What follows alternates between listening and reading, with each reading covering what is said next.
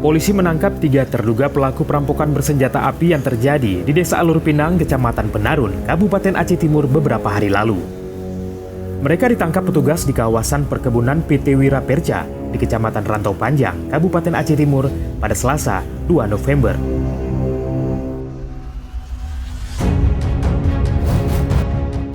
Ketiga terduga pelaku perampokan tersebut berinisial BY, RJ, dan MH.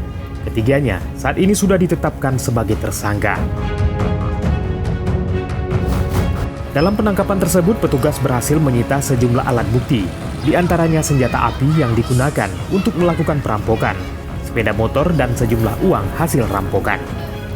Kapolres Aceh Timur AKBP Mahmud Harisandi Sinurat mengatakan, polisi masih memburu 2 terduga pelaku lain yang disinyalir sebagai otak perampokan.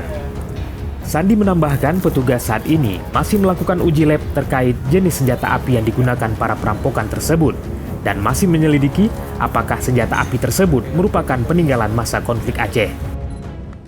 Hari ini sudah berhasil mengungkap dan menangkap para pelaku kasus perampokan yang terjadi di Kecamatan Penarun, Polsek Serbajadi.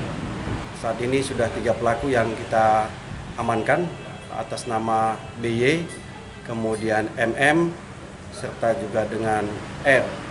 Di dalam kasus ini masih ada 2 pelaku lagi yang belum kita tangkap agar segera menyerahkan diri daripada nanti penyidik akan melakukan penangkapan terhadap mereka.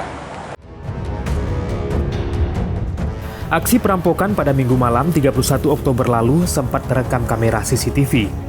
3 pelaku yang menggunakan senjata api jenis pistol masuk ke toko Amanda Jaya dan menggasak uang senilai 140 juta rupiah setelah mengancam pemilik toko.